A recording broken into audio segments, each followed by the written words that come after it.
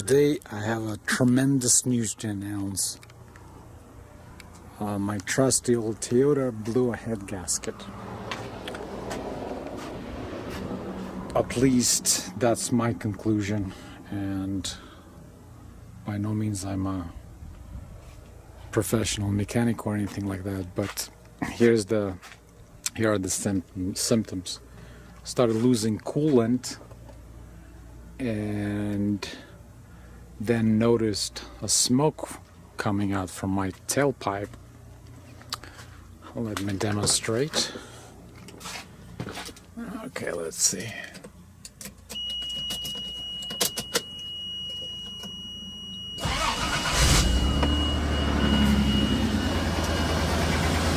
There's no loss of power, but the coolant is coming out from the exhaust, and at the back pipe, coolant is coming out from a little, there is a little, I don't know what you call it, flange or whatnot, but between the exhaust manifold and the Y pipe, there's a gasket. I think it leaks slightly, but anyway, coolant is coming from out there too. Here's the smoke. Let me shut it down.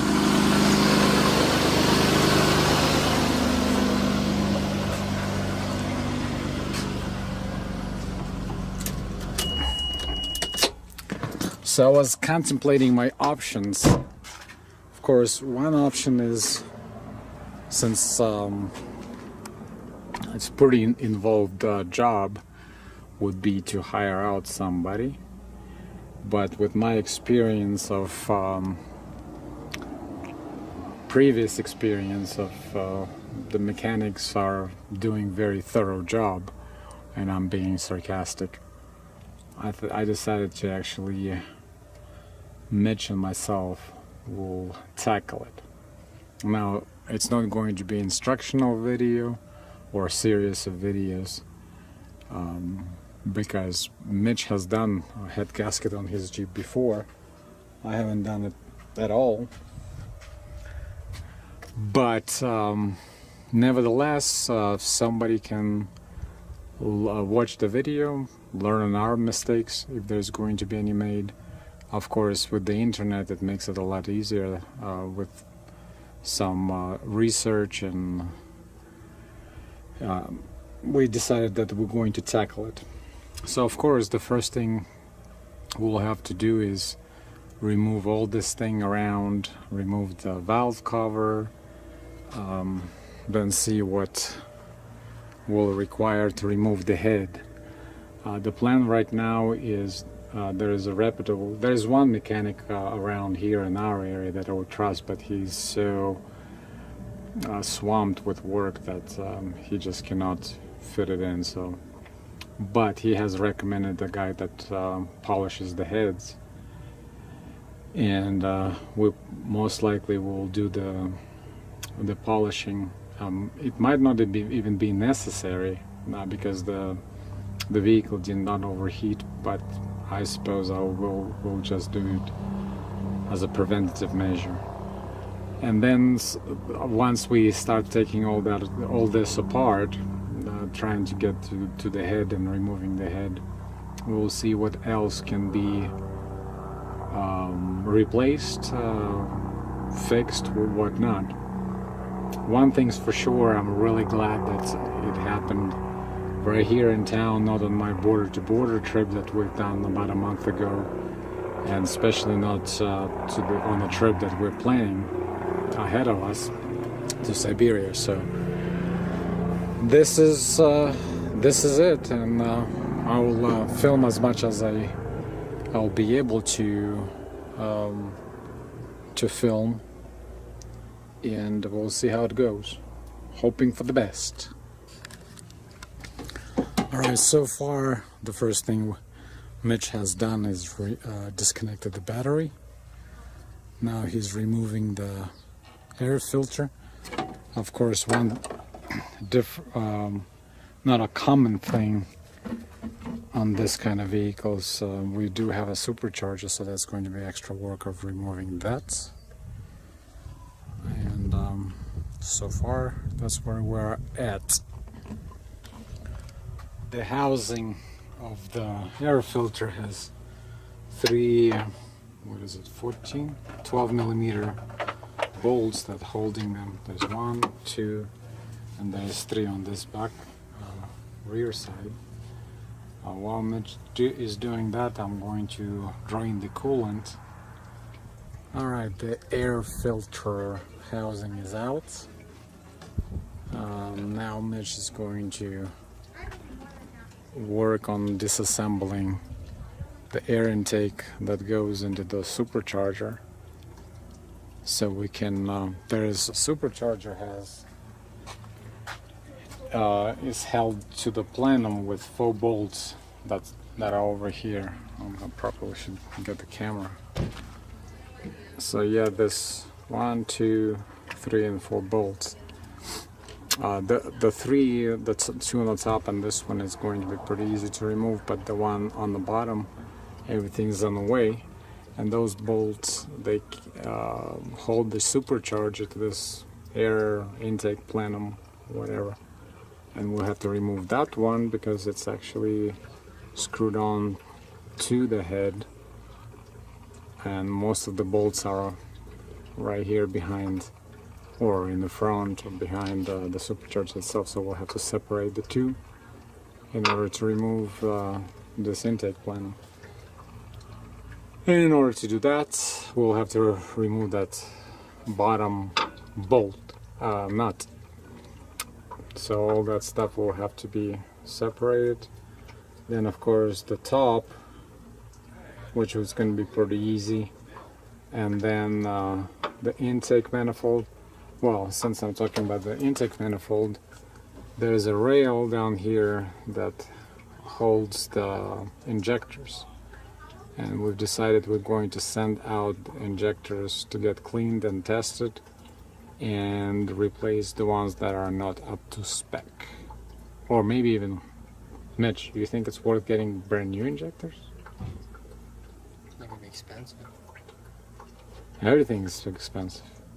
It's more expensive to break down somewhere in the middle of Siberia. Generally what James does is Test them? gets 3 man. Sends the old one for cores. Yeah. Well, that's the way. Because new Well, ones I are guess once it's out, we'll. I was about to say we're gonna take a look what they look like. Honestly, I don't even know what they're supposed to look like.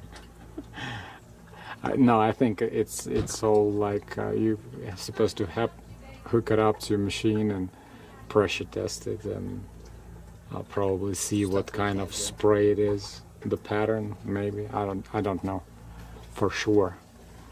But anyway, we'll do it, either get a replacement ones, reman, new ones, or just get those cleaned and tested. There's services out there.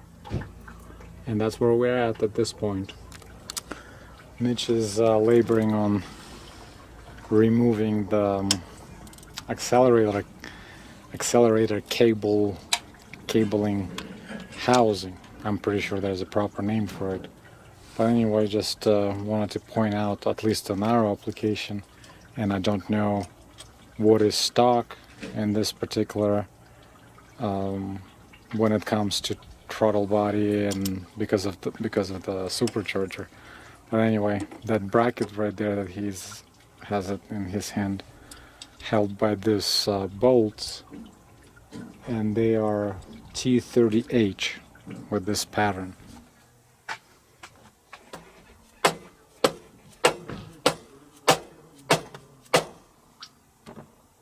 Nothing.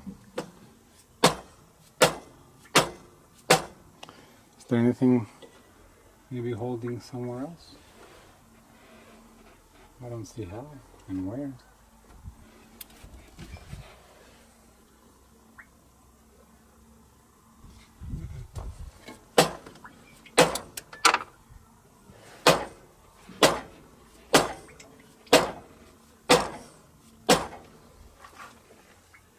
It is full. I have no idea. It's one of the nuts that holding it on the bottom. Well, the supercharger is out. Now just the inlet, or whatever the description would be. And after that will be the intake manifold with all the different sides, and then we'll start working on removing the spark plugs and the valve cover. Progressing slowly, but then again, by the time the parts get here, we'll have time. Right now, the only deadline that we have is we have scheduled a Moab trip on the 27th, which is about 3 weeks away. 3 weeks away. I'm pretty sure we will be done with that by then. So the supercharger is removed. The exhaust manifold shields are removed. We're removing the exhaust manifolds. So I think we're gonna call it a day once we remove the manifolds, and tomorrow or whichever we'll get to remove the intake manifold and everything around it, and then we'll start taking the head apart. Well, not taking it apart, but taking it off. Pretty much everything that we do so far, it has been pretty much common sense. I think we'll have to do research on the internet when we're putting it all back together, because the torque specs and probably there is some procedures that will have to be followed, otherwise it's going to be a waste of time. We'll install it and it will give up in a short order. So it's important when one is putting it together to follow the instructions.